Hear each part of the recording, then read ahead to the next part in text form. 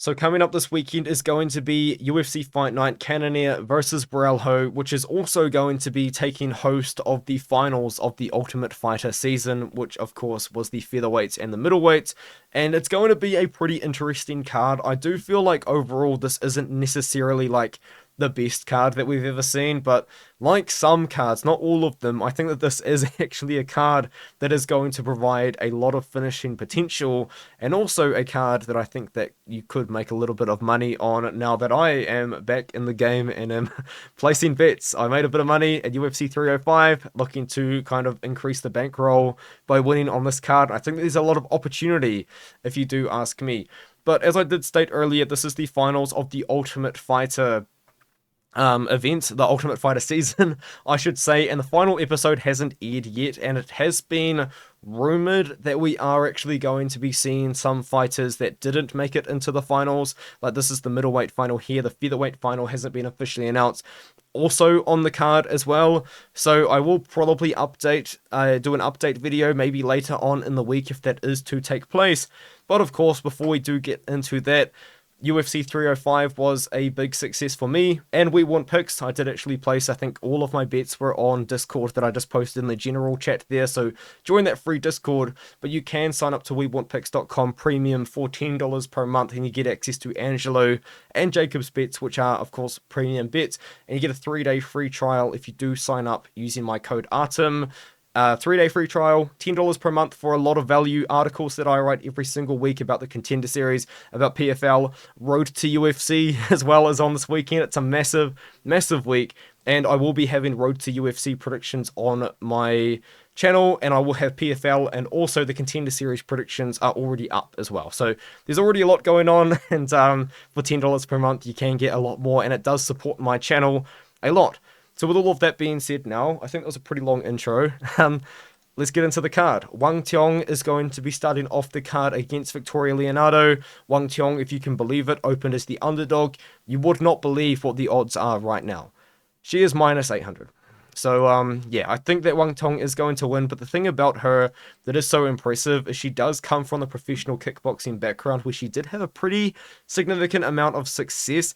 Having a win over Valentina Shevchenko in kickboxing in 2015 is pretty impressive. And then in MMA, she's looked pretty good. She's been training at the UFC PI in Shanghai, China, and it's looked good. She got a win over Wu Yanan, who is a former UFC fighter. Looked good in that one. And then dominated Paula Luna in a Road to UFC bonus fight, where of course she got the contract because she looked good. Now, I do worry a little bit because she did say in her post-fight interview that she wanted to showcase her grappling a little bit more. I would much rather she just kept it on the feet, because she is actually a very talented striker, and I do think that she can use that skill to knock out Victoria Leonardo. Now, Natalia Silva is probably one of the better prospects we have ever seen, and she was able to just dominate Victoria Leonardo, and honestly, I actually think that Wang probably can do something similar. So that is the pick. I do think that Wang does win by KO on this one. She is massive for flyweight.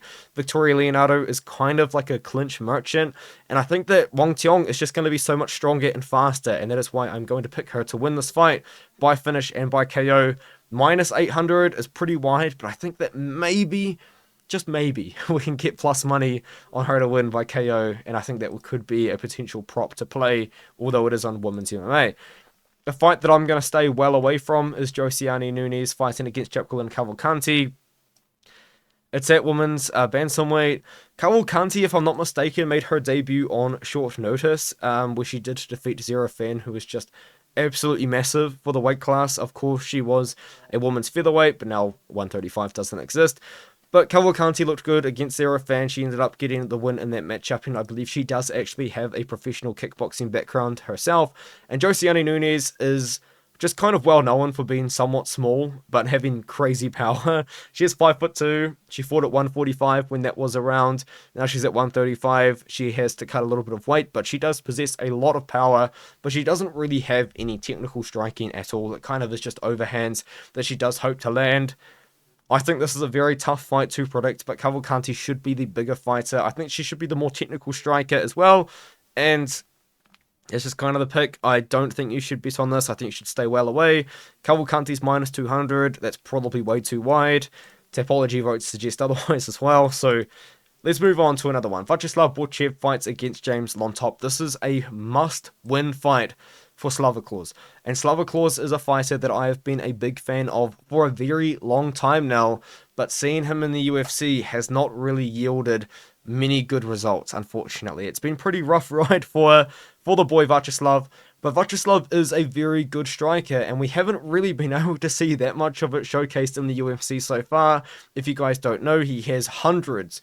I believe he said in an interview he has 200 amateur kickboxing fights in Russia, and you can kind of see it because he is a very fast, very dynamic striker at lightweight. And he has showcased that in matchups where he can strike. Now, he did have the close fight with Nazim Sadikov, where he didn't look good in a lot of moments, but he did beat another striker at Meerschaert, and then he got dropped by Chase Hooper and submitted. Very, very bad look there, but he's fighting against James Llontop. James Llontop is a striker. I don't think that he's going to be anywhere near as technical as Viacheslav, and I kind of has been showcased a little bit in the UFC so far. He did defeat Malik Lewis, but there's a lot going on about Malik Lewis that, you know, just kind of infers that maybe he doesn't train as hard as a lot of other people. I was getting a lot of messages about him actually going into that fight, and he did beat Malik Lewis in a very sloppy fight just by kind of being a lot more scrappy. But then he lost to Chris Padilla. I think Chris Padilla actually is a pretty decent grappler, but the problem is I don't think that James Llontop is actually as fast or as good at striking as Viacheslav Borschev is. And in a matchup which I do believe is going to take place on the feet, I'd be surprised if Llontop went for the grappling. I think Borschev can get it done. I think Borschev can find the KO. The odds are, where are they? Very wide, minus 230 for Borschev, plus 200 on James Llontop's these are pretty wide odds, I'll be honest, especially a guy that is fighting for his career in Viacheslav Borschev, and a guy that looked terrible on the feet against Chase Hooper, should I add. But the thing about Borschev is you can trust him to be making improvements. He does train at Team Alpha Male with Uriah Faber. I believe Cody Garbrandt is still there. There's definitely still a lot for Borschev to improve on. The takedown defense in the past was a problem, but now he's not taking on a wrestler. He's taking on a striker, and I do believe he is the better striker. And now we have a very odd fight. Jose Medina fighting against Zach Reese. Just to give you a hint on how confident I am in Zach Reese, I actually have Zach Reese in a parlay, which I mixed up with UFC 305 and some rugby stuff, and he's going to finish it off. And I got him at like minus 400 odds, and I know that those odds are really, really stupid. This is just a really super long parlay. I don't see Zach Reese losing at minus 400. I think that you might be able to get some sort of crazy inside the distance stuff going on if they're really respecting Jose Medina that much, and they might respect his toughness that much. But I'll be honest, I just can't see Medina winning this fight. I don't think Medina really has anything to offer Zach Reese in this fight. And if you watch his fight on the Contender Series, here is it. Magny just beats him up the whole time. And he doesn't do anything. He just gets beaten up. That's literally it in that fight. And Dana White signed him. It was questionable. Like, I can understand because you want to have someone from Bolivia in the UFC. But, like, you can watch any of his other fights, and he's not looking very good. Like, he just isn't. Like, I don't really know what else to say. Jose Medina, he doesn't have a gym. He just trains himself. He's fighting Zach Reese, who is a guy that I am high on. Zach Reese, I was very high on him, and then he did lose to Cody Brundage, which is a shame, but this guy's good, man. I understand that you can look at Zach Reese and you can say what I say all the time, is when you see all of these guys getting wins in the first round, they don't have experience, and that is true. Zach Reese does still, in my opinion, lack a lot of experience. All of his wins are coming in the first couple of minutes. He kind of does need a 15-minute fight to really kind of build experience and all that, but the thing is, he's still just dominating all of these guys, and if you do watch him, he's a very good, slick grappler at 185 pounds. I think he's a pretty technical striker at 185 pounds, and although we're going to see Jose Medina now move down in weight class, I don't think these guys are going to be close in terms of size. I think Zach Reese is going to be so much bigger than him, and I think that that's going to be clear. I think Zach Reese is going to be better on the feet. I think he's going to be more powerful on the feet if it gets down to the ground. I don't think Medina really has any jiu-jitsu, so I think that Zach Reese is going to go out there and find a finish. I think by KO in the first round, I'll be honest. Minus 400, wide odds, but it does kind of make sense, honestly. So yeah, just kind of letting you guys know about that one. Now we have Dennis Buzukja fighting against Danny Silva. Danny Silva looked good, in my opinion. Now, to be fair, this win is going to age pretty badly, as I am expecting Josh Kulibel to probably be released from the promotion, but Danny Silva looked good. Like, he's a good boxer. He's a very aggressive boxer. Looked good on the Contender Series against Angel Pacheco, who he just dominated for 3 rounds. Just beat him up for 3 rounds. Then he went out there against Josh Kulibel, was able to close the distance with a lot of success, was able to bomb away with his hooks, because that's kind of what he does throw for the most part. Although he is a very nice technical boxer, he's big for the weight class, and he has a lot of power in the hooks, and he can mix into the body and to the head as well quite well. He's fighting another striker in Dennis Buzukja, who is...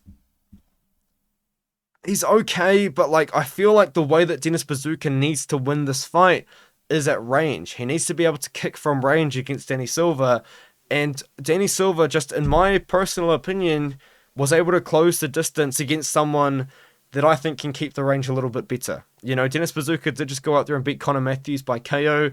Good performance, kind of proved that Conor Matthews ain't going to be all that, to be honest with you. But prior to that, it did actually put up a pretty decent fight against Sean Woodson on very short notice. Did get slept by... let's forget about that fight. Danny Silva, though, I think he's just going to close the distance on Buzukja, and I do think he is going to land a big shot. He's, what, minus 250? Pretty wide again, but I don't think super unreasonable. The odds might even widen by the time that the event happens. I think Danny Silva goes out there and outboxes Buzukja and might even catch the chin as well. So the pick is Danny Silva in this matchup. Now we have the middleweights. I think I might do a separate video on the Ultimate Fighter finals, but also might not. Robert Valentin fighting against Ryan Loder. Ryan Loder has looked very impressive on the season, but so has Robert Valentin. Valentin is the guy that really kind of stepped up and actually started to coach alongside Alexa Grasso quite a bit as well, which is interesting. But for the most part, Valentin just is a big-time powerful guy, and both of these guys are pretty big for middleweight. But Valentin is massive. He's got big-time power. And I think that ultimately that's just kind of going to be what determines the fight. Yeah, I think Ryan Loder could wrestle here, but I think it's a Valentin KO. There is, of course, the featherweight final, but as I said, I think I'll go a little bit more in-depth with it all in a separate video when it's all officially announced, because I do think there's going to be more fights added. Michael Morales now fights against Neil Magny. I think it's a good fight for Morales. Now, I think that the odds are crazy for this one, and Michael Morales, I mean, Valentin's minus 155 in that previous matchup. Michael Morales is minus 600, which is nuts, to be honest with you, but Morales is good. Like, he just is, and he looked really good, in my opinion, in his last fight against Jake Matthews. Just looked really, really smooth, looked very, very dominant, and what Michael Morales is good at is not only striking, he actually does have very solid wrestling in the back pocket as well that he can go to.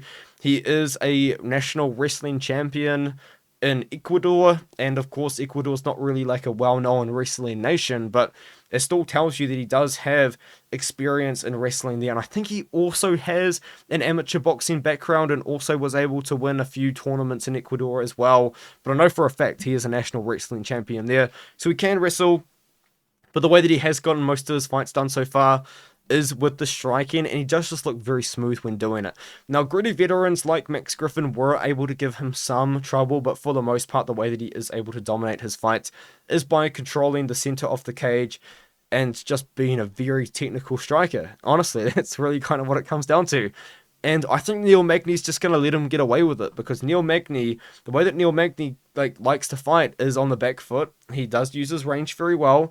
He's not really going to have a big reach advantage in this one, though, and he likes to fight from the back foot, likes to kind of have his back up against the cage, and then throw his long strikes from that kind of range, using his movement, and I don't think he's going to really be able to get away with it against Michael Morales. Now, I do have to give Neil Magny a lot of respect, because this guy does fight, I feel like, all of the prospects. Doesn't matter who they are, he's fighting the prospects. You know, Mike Mallet was a prospect at the time.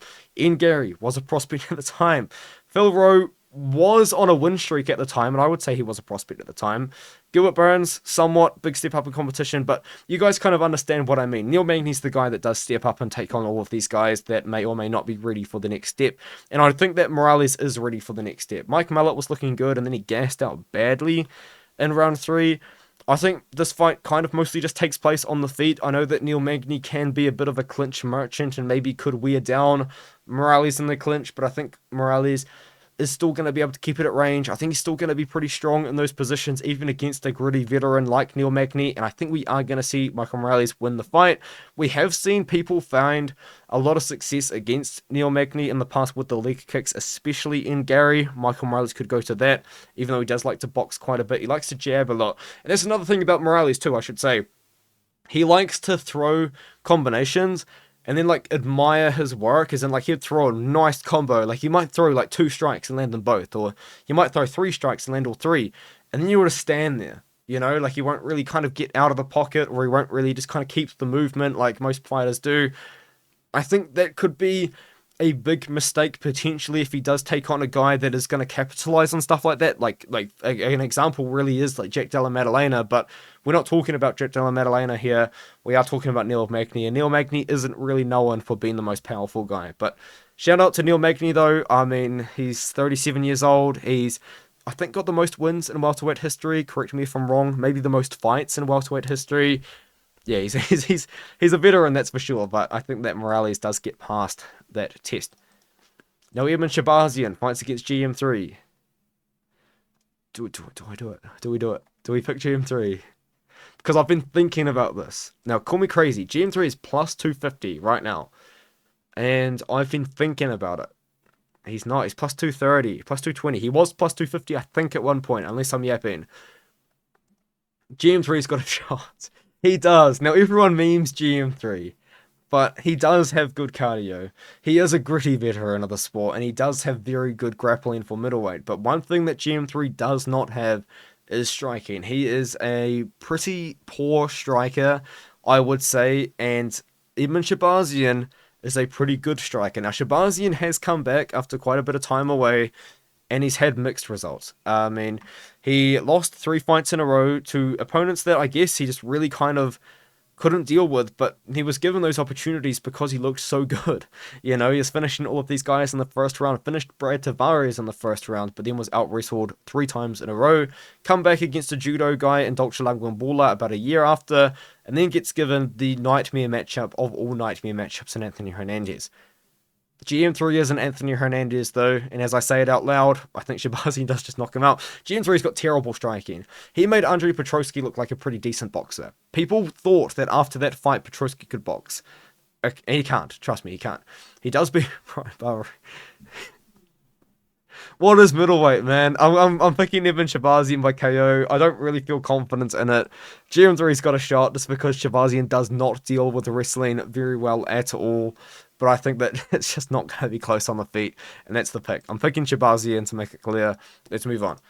Angela Hill fights against Tabitha Ricci. I think this is like the only underdog pick that I do have, but I just don't think it is an underdog card, if that makes sense. Tabitha Ricci is an underdog right now. She is not plus money anymore.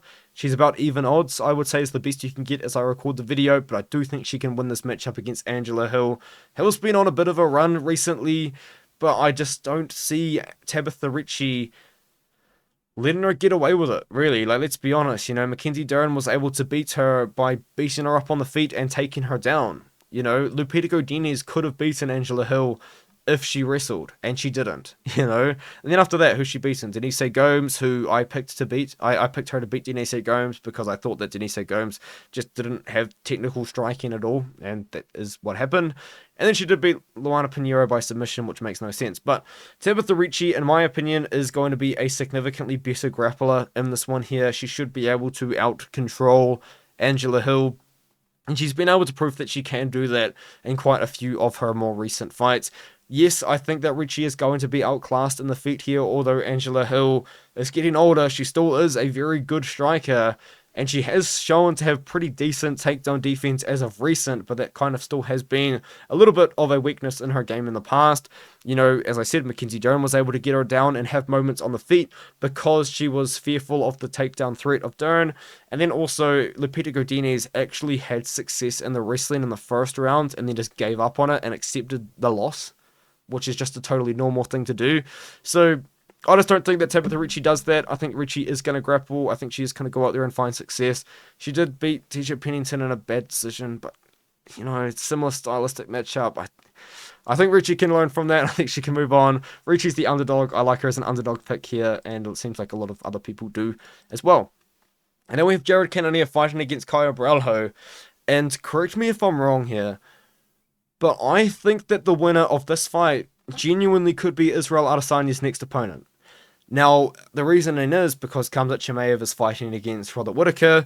Dana White said that Sean Strickland's going to get the next title shot, so that means that Dricus du Plessis is now going to have to rematch Sean Strickland. So, what do you do? I feel like with the winner of this fight, they fight Adesanya for them, a potential title eliminator, and I do think that the winner of this fight is going to be Caio Borralho. Now, I picked Jared Cannonier to beat Nassourdine, and he didn't look good, did he? I mean, he didn't really have the moments. He wasn't really throwing the volume. He was getting out wrestled. And I think that Caio Borralho can kind of just look at the blueprint of Nassourdine Imavov and find that same sort of level of success. Borralho is a big guy. I think when he came into the UFC, he was listed at 5'11". He wasn't 5'11" then. And kind of everything that Borralho has done so far has actually looked pretty good. Like he comes into the Contender Series and beat Jesse Murray, but before that he beat Aaron Jeffrey, and Aaron Jeffrey then went on to actually find a lot of success in Bellator. Now he has lost a couple of times recently, but he did beat Austin Vanderfoot, who was a prospect at the time. Fabio Aguilar was 18-2 at the time, and actually got him a title elimination belt, which he did lose. And then he beat the 8-0 Dalton Roster. This is Aaron Jeffrey. A win that has aged well on the Contender Series. You don't see that much very often. And then I picked him to beat Omar Gadziev, which not many people did. That was a good one. And then from there, he was off to the races. The one thing that I would kind of give him a lot of... One thing that I feel like he disappointed in was the lack of finishes. I really thought that he could have submitted Magny there, and that was a pretty bad performance, and that win has aged somewhat poorly. But he's looked good recently, defeating Abus Magomedov, who was a prospect at one point. Oleg Chaychuk is still dangerous, even though he's been losing a couple of times recently. And he knocks out Paul Craig, and Paul Craig has recently moved down from 205 pounds to 185 pounds. Jared Cannonier is a very dangerous striker, but the problem with Cannonier, I feel like throughout his entire career, really has been the volume. Like he did lose to Adesanya, and then he was trying to get back into there and get the win. He did get the win to get the title shot. He got the win over Sean Strickland, which put him in a good spot, but he still didn't get it. Then he beat Marvin Vettori in a fight which Vettori's had some success in the boxing, but he did beat up Vettori for the most part, and I think we can all kind of agree that Vettori isn't really that great, But yeah, I think that Caio Borralho can actually just look at the blueprint that Nassourdine Imavov has written for him and go out there and win this fight doing that. Borralho is also a guy that is making improvements, especially in the stand-up, significantly in the stand-up. If you watch his fight against Magny and then his win over Paul Craig and also even Abus Magomedov, I would say, that improvement in about a year has been very significant, and I think that is just a testament to that gym, Fighting Nerds, which guys are looking good out of. Carlos Prates is looking good out of there. Caio Borralho is looking good out of there. Gene Silva is finding success there. And I can name a lot of guys that are just very good prospects. Mauricio Rufy is out of there. Akaro Brito was meant to be on the Contender Series but had visa problems, and he's looking good out of there. If you're just going to go through this gym on Tapology, there are just a lot of, in general, very good prospects in MMA. And I think that's a gym you can keep your eye out for. I think Borralho wins. He is minus 200 here. And I think that just kind of is the card, really. I think that there's opportunity to be made, man. I think we're going to get a lot of finishes. I really do think Wang Tiong, if the odds are right, pretty good KO prop there. I think Zach Reese round 1 finish prop is there. Man, I think there's a lot of opportunity. I'm looking forward to this card. Let me know what you think in the comments below.